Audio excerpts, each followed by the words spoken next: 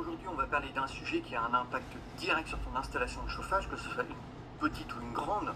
C'est le problème de boue que tu peux avoir dans tes radiateurs et dans ta tuyauterie.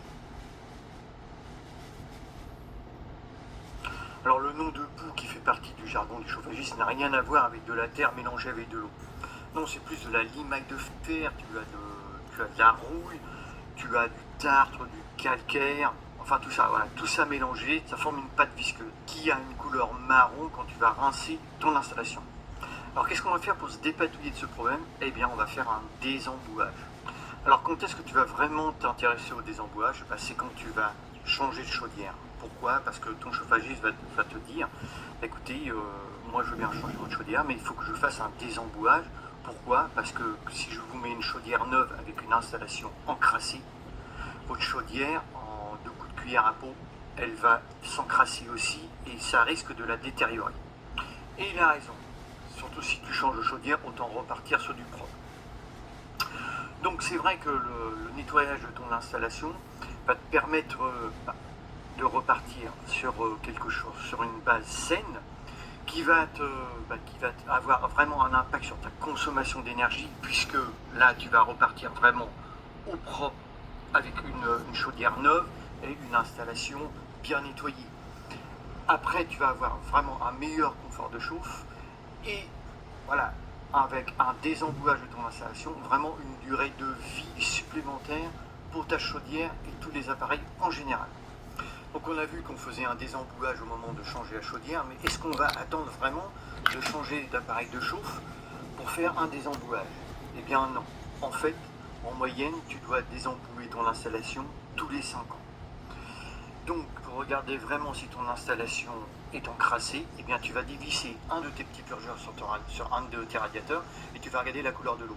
Si elle a une couleur vraiment noire, visqueuse, couleur huile, c'est que là ça commence, tu vas commencer à rentrer dans la phase nettoyage. Après, c'est au niveau de la chauffe. Si tu sens que tes radiateurs sont moins puissants ou chauffent anormalement, c'est-à-dire chauffent bien sur le haut et pas du tout, ou presque pas sur le bas, c'est que il est plein ils sont encrassés. Voilà, c'est que ton radiateur est encrassé. Après, tu peux voir ça aussi, tu peux l'entendre aussi au niveau du bruit si ça fait des genres de petits claquements sourds. Donc il y a plein de choses qui rentrent en ligne de compte qu'il faut que tu commences à penser à faire un nettoyage de ton installation. Donc ensuite tu vas vraiment rentrer dans le vif du sujet, comment désembouer. Et bien dans un premier temps, tu peux prendre un professionnel, lui qui va venir avec une machine pour pouvoir nettoyer toute ton installation. Et en deuxième lieu, tu peux le faire toi-même. Donc tu peux louer une pompe de désembouage par exemple chez Kiloto qui va te coûter un peu moins cher que si tu prenais un professionnel. Ensuite, si tu veux pas louer une machine, tu peux en fabriquer une. Alors, des tutos sur la fabrication de désemboueuses, tu en as à l'appel. En fait, le principe est simple, hein, c'est un mélange d'eau et d'air. Avec par exemple un tuyau d'arrosage, là tu fabriques ta petite machine avec des raccords, et puis avec un mélange d'air avec un compresseur en fait. Voilà, c'est tout simple, c'est faisable, hein, là c'est des tutos qui sont assez simples. Et ensuite, la troisième solution, c'est de faire des grands rinçages. Donc moi, sur les vieilles installations, c'est ce que je préconise. Faire des grands rinçages, c'est-à-dire que tu branches sur l'allée par exemple, si tu désaccouples ta chaudière, tu branches ton tuyau d'arrosage sur l'allée, tu mets la pression de la ville et tu débranches le retour. Et là, tu remets un tuyau d'arrosage sur le retour qui va dans un caniveau de tout à l'égout et là, tu fais ton rinçage. Donc là c'est un rinçage, c'est pas complètement un désembouage de tes radiateurs. De toute façon, pour désembouer des radiateurs, il faut les décrocher. Donc si tu as une vieille installation avec des radiateurs par exemple fonte que tu peux pas bouger, etc.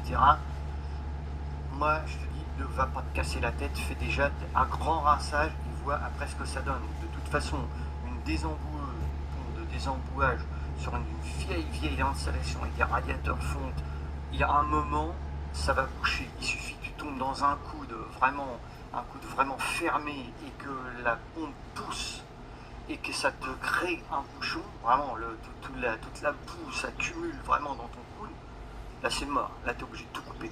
Donc voilà, Moi, ce que je préconise vraiment, c'est sur les vieilles installations, faire des grands rinçages. Déjà, dans un premier temps, voir ce que ça donne. Ensuite, si tu veux décrocher tes radiateurs pour les nettoyer, libre à toi. Si vraiment, si t'as pas de fonte ou ça des vieux radiateurs acier, c'est plus pratique de les décrocher et puis de les nettoyer un par un. Mais voilà, c'est du boulot. De toute façon, un désembouage, c'est du travail. Ça se fait pas à la volée. Il y a plein de méthodes, il y a plein de principes pour pouvoir nettoyer tout ça.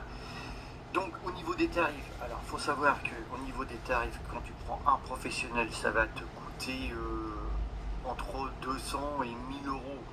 Après ça dépend le nombre de radiateurs, ça dépend si c'est de la fonte, de la ferraille, etc. Ça dépend de l'installation.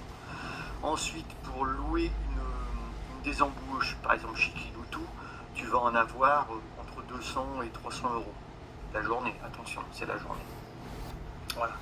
Donc les tarifs, c'est ça. Les tarifs, c'est cher. De toute façon, c'est cher.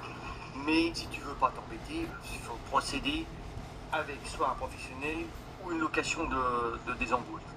Bon, voilà ce qu'on pouvait dire sur le désembouage. Donc, le désembouage, c'est pas obligatoire, mais pour la longévité de ton installation et de ta chaudière, il faut y penser. Mais écoute, j'espère que cette vidéo t'a plu. Si tu l'as aimé, like-la, partage-la. Si tu arrives sur ma chaîne, abonne-toi. J'ai le petit logo qui est juste là.